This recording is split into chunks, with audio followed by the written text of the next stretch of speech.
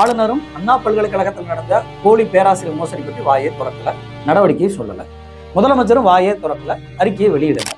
ஒருத்தர் 2 பேர் இல்லை சார், 2 லட்சம் மாணவர்களோட எதிர்காலம். மேடையிலெல்லாம் கல்வி உரிமைன்னு பேசும்போது நமக்கு வெக்கமா இல்லையா சார்? மோசடிகளில் ஈடுபட்டவங்க லைஃப் லாங் பேன் பண்ணப்படணும், குறிப்பா அந்த கல்வி நிறுவனம். வணக்கம். தமிழ்நாட்டு முதலமைச்சர் மு க ஸ்டாலின், உயர்கல்வித்துறை அமைச்சர் கோவி செழியன், உயர்கல்வித்துறையுடைய செக்ரட்டரி கோபால் ஐஏஎஸ், உங்களெல்லாம் ஒரு கேள்வி கேட்கணும். மேடை கண்ட வாவில் நிகழ்வுக்கு போகும்போதெல்லாம் கல்வி உரிமைன்னு பேசுகிறீங்களே, அண்ணா பல்கலைக்கழகத்தில் போலி பேராசிரியர்கள் மோசடி நடந்து அறப்போர் இயக்கம் புகார் கொடுத்து 6 மாதங்கள் ஆச்சு. நீங்கள் தான் கமிட்டி போட்டீங்க. உயர்கல்வித்துறையிலிருந்து ஜூலை இறுதி வாரத்தில் கமிட்டி போட்டீங்க. 1 வாரத்துக்குள்ளே முடிக்கணும் அப்படின்னு சொல்லி டோட்டோடைய கமிஷனர் ஆப்ரஹாம் ஐஏஎஸ், அப்புறம் குமரவேல் ப்ரொஃபஸர், அப்புறம் ப்ரொஃபஸர் உஷா நட்டேஷன், இவங்களெல்லாம் வச்சு ஒரு கமிட்டி போட்டீங்க. 1 வாரத்துக்குள்ளே முடிக்க சொல்லி நீங்கள் போட்ட அந்த கமிட்டி ரிப்போர்ட்டு இன்னைய வரைக்கும் டேபிளுக்கு வந்துருச்சா? வரல. இல்லை, நீங்கள் கேள்வி கேட்டிருக்கணுமா இல்லையா? இந்த 3 பேருக்கும் மாதம் பிறந்தா சேலரி வருதுன்னு எஸ்எம்எஸ் பார்க்க முடியும்ல? மாதம் 6 மாதமாக சேலரி வந்திருக்குல்ல? தான் செய்ய வேண்டிய வேலையை செய்யலையே, வெக்கமா இல்லைங்களா?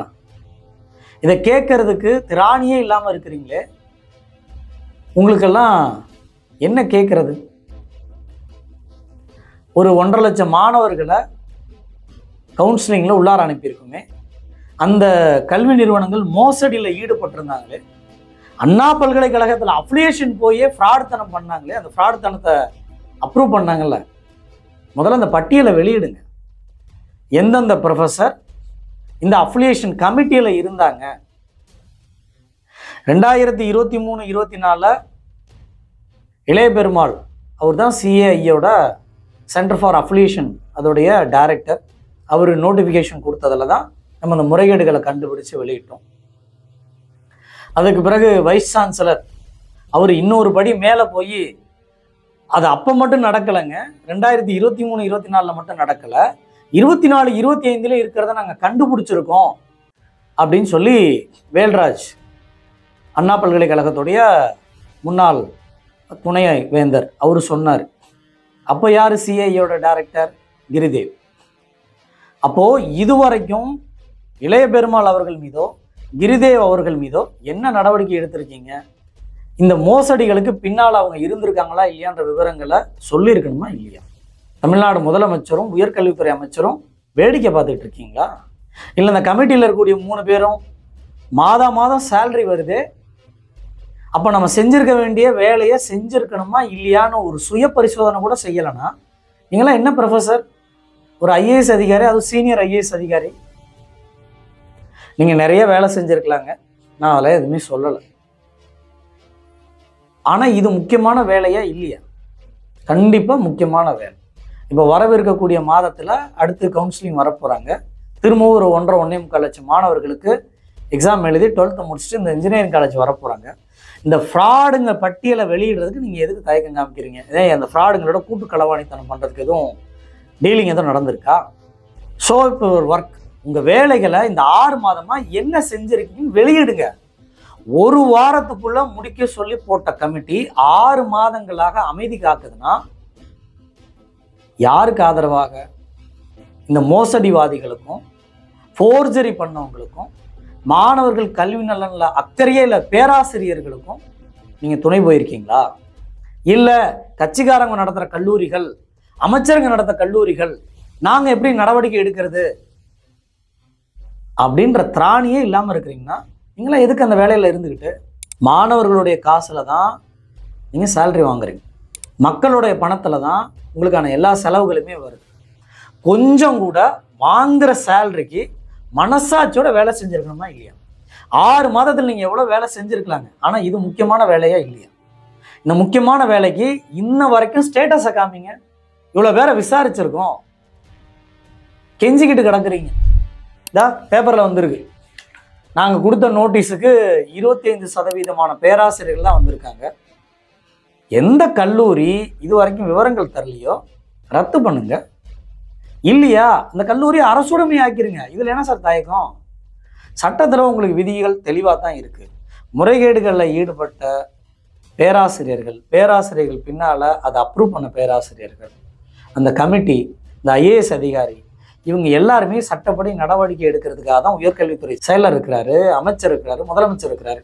நீங்களும் வேடிக்கை பார்த்துக்கிட்டு இருக்கீங்கன்னா அப்போ மேடைகளில் மட்டுமே கல்வி உரிமை பற்றி பேசுவோம், மக்களை ஏமாற்றிக்கிட்டே இருப்போம்.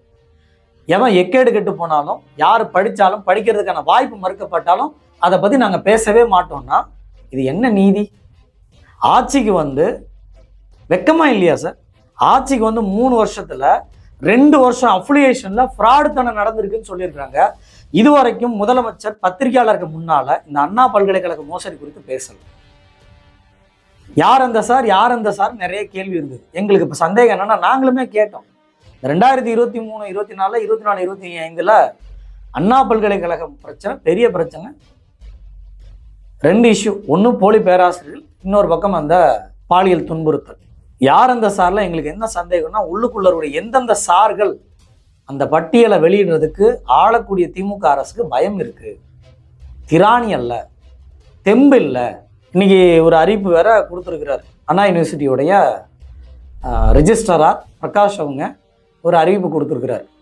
பயோமெட்ரிக் விவரங்களோட 7th பே கமிஷன் அடிப்படையில் மற்ற விவரங்கள், உங்களுக்கு தெரியும், சேலரி உட்பட எல்லா விவரங்களையும் நீங்கள் இம்ப்ளிமெண்டேஷன் பண்ணி உங்கள் விவரங்களை அப்லோட் பண்ணுங்க 31 ஜனவரிக்குள்ள அப்படின்னு.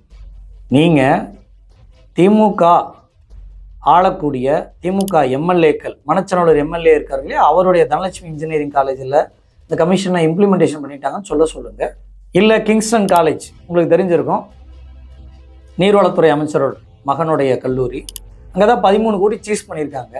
அந்த இஷ்யூக்கே அண்ணா யூனிவர்சிட்டி நினைச்சிருந்தா ஒரு விளக்க நோட்டீஸ் அனுப்பி ஒரு கல்லூரிக்குள்ள 13 கோடி ரூபா பிடிச்சிருக்கிறாங்களே, இது மாணவர்கள்ட்ட சுரண்டி பிடுங்கப்பட்டதா, நன்கொடையாக ஃபீஸ் கமிட்டியோடைய விதிகளை மீறி மக்கள்கிட்ட இருந்து சுரண்டப்பட்டதான்னு விளக்கம் கேட்டு நோட்டீஸ் அனுப்பிச்சிருக்கணும். அதுக்கு ஒரு துப்பு கிடையாது. ஆனால் மேடை கண்ட வாவுலலாம் நாங்கள் உயர்கல்விக்காக குரல் கொடுக்குறோம், மாணவர்கள் கல்வி உரிமைக்காக குரல் கொடுப்போம், மேடையில் பேசுவோம்.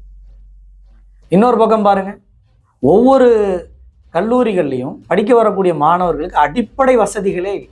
எந்த விவரம் கேட்டாலும் எங்கள்கிட்ட இல்லை. ஆர்டிஐ போட்டு தகவல் கேட்டால் அதுக்கான உயர்கல்வித்துறை செயலகத்திலையும் இல்லை, மண்டல வாரியான செயலகத்திலையும் இல்லை. எப்போ பார்த்தாலும் ஃபார்வேர்டு. எதுக்கு தான் இப்போ துறையில் வேலை செய்கிறீங்க? இன்னொரு முறை இந்த மாத சேலரி வாங்கும்போது, ஜனவரி மாதத்தோட சேலரி உங்களுக்கு வரும்போது உங்களுக்கெல்லாம் உரைக்கணும், கொஞ்சமாவது தெரியணும். நாம் மனசாட்சிக்கு உட்பட்டு வேலை செஞ்சுருக்கிறோமா, நம்ம வேலைகளை கவனமாக இருந்திருக்கிறோமா, மாணவர்களுக்காக அதுக்காக தானே நீங்கள் வேலையில் இருக்கீங்க.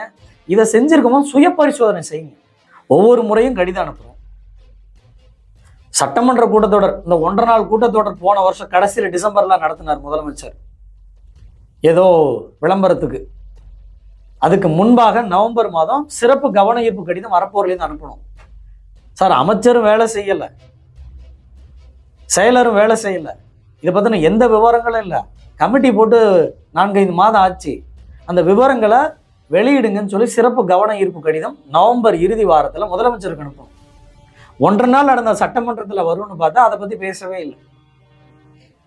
இப்போ இதுக்கு அடுத்து நடந்த சட்டமன்றத்தில் இப்பயும் பேசியிருப்பாங்கன்னா பேசலை. இது ஒரு பக்கம் விடுங்க சார். 2021 ஓய்வு பெற்ற நீதிபதி கலையரசன் கமிட்டி ஒன்று போட்டாங்க. சுமார் 200 கோடி ரூபா முறைகேடு நடந்ததா சொல்லப்படுது. அந்த அறிக்கையை டேபிள் பண்ணுறதுக்கு திமுக அரசுக்கு திராணி இருக்கா இல்லையா? அதிமுக ஆட்சி காலத்தில் நடந்தது தானே. அப்போ அமைச்சராக இருந்தவர் யார்? KP அன்பழகன். அவர் மீது சொத்து குவிப்பு வழக்கு தொடுக்க முடிஞ்சதில்ல 2022. அதை விரைவுபடுத்தியிருக்கீங்களா? 2016லேருந்து 21 வரைக்குமான உயர்கல்வித்துறை அமைச்சராக இருக்கும்போது தான் சொத்து குவிப்பு வழக்கு நடந்தது. அப்போ என்ன முறைகேடுகளுக்கு நடந்தது? அந்த முறைகேடுகளுக்கு ஒரு துணையாக இருக்காரா இல்லையா? இன்னைய வரைக்கும் அந்த அறிக்கையை ஏன் டேபிள் பண்ணலை? அப்போ அதிமுக ஆட்சி காலத்தில் நடந்த உயர்கல்வித்துறையில் நடந்த மோசடிகளையும் நீங்கள் காப்பாற்றுறதுக்கு முற்படுறீங்களா அப்படின்னு கேள்வி எழுமா இல்லையா? அதிமுக ஆட்சி காலத்தில் நடந்ததுக்கும் நடவடிக்கை எடுக்க மாட்டோம், அந்த அறிக்கையை வெளியிட மாட்டோம். திமுக ஆட்சி காலத்தில் 2 வருஷமாக நடந்திருக்குல்ல, அந்த விவரங்களை வெளியிடுறதுல என்ன தயக்கம் சார்? சும்மா பேராசிரியர்களை நாங்கள் வேலையை விட்டு நிற்கிறோம் ஏமாத்தாதீங்க. இன்னொரு முறை மாணவர்களுக்காக எந்த அறிவிப்பு முதலமைச்சர் வெளியிட்டாலும் தன்னை சுய பரிசோதனை பண்ணிக்கணும். மாணவர்கள் நலன் உண்மையாகவே அக்கறை கொண்டு இந்த நடவடிக்கை எடுத்திருக்குமா இல்லையா? அறப்போர் இயக்கம் இந்த புகாரை வெளியிட்டு ஜூலை இறுதி வாரத்தில் வெளியிட்டோம். அண்ணா பல்கலைக்கழகத்தில் உறுப்பு கல்லூரிகளை மோசடி நடந்திருக்கு. இது அண்ணா பல்கலைக்கழகத்தில் இருக்கக்கூடியவங்களே காரணமாக இருக்கிறாங்க, அந்த கமிட்டியே காரணத்தில் இருக்கிறாங்க அப்படின்றத வெளிப்படுத்தியிருக்கு. ஒரு பக்கம் முதலமைச்சர், இன்னொரு பக்கம் ஆளுநர், ரெண்டு பேரும் மேடையில் நடக்கக்கூடிய நாடகத்தை நாட்டில் நடத்திக்கிட்டு இருக்கிறாங்க. ஒரு பக்கம் என்ன பண்ணார் ஆளுநர், நாங்கள் விசாரிக்கிறோம்னு சொல்லி ஒரு கமிட்டி அனுப்புனாங்க. இன்னி வரைக்கும் என்னாச்சு? ஆளுநர் ரெப்ரசன்டேட்டிவ் அவங்க இருந்தாங்கல்ல, வெளியிடுங்க. இன்னொரு பக்கம் முதலமைச்சர், ரெண்டு பேரும் சேர்ந்து நாடகம் நடத்துறாங்கன்றது அண்ணா பல்கலைக்கழகத்துடைய இந்த பேராசிரியர் போலி பேராசிரியர் மோசடியில் வெட்ட வெளிச்சமா தெரியும். முன்னால பொன்முடி அவர்கள் அமைச்சராக இருந்தார், என்ன காரணமோ தெரியல, ஒரு 3-4 மாதங்கள்ல வேற துறைக்கு அனுப்பிட்டாங்க. அதற்கு பிறகு கோவி ஷெலியன் அவங்க 4 மாதங்கள் ஆயிடுச்சு.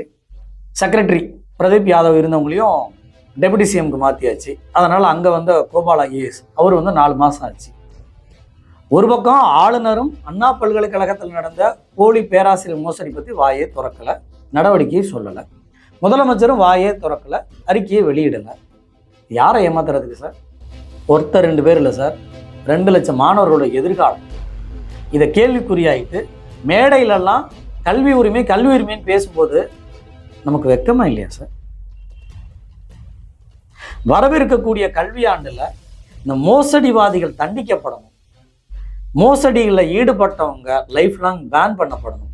குறிப்பா அந்த கல்வி நிறுவனம், ஆளுங்கட்சியோ எதிர்கட்சியோ எந்த கட்சிக்காரங்க யாரு நடத்திட்டு போனா என்ன சார், விதிகளை கடைபிடிக்கலையே அரசுடைமை ஆக்கிறது. மாணவர்களுக்கான கல்வி உரிமை மீட்கப்படும் வரை அறப்போர் தொடரும். ஊழலை எதிர்க்க அறப்போர் இயக்கத்தோட சேர்ந்து பயணிக்க விருப்பமா? அறப்போர் இயக்கம் யூடியூப்ல சப்ஸ்கிரைப் பண்ணுங்க, உங்க நண்பர்களோட அந்த வீடியோஸை ஷேர் பண்ணுங்க.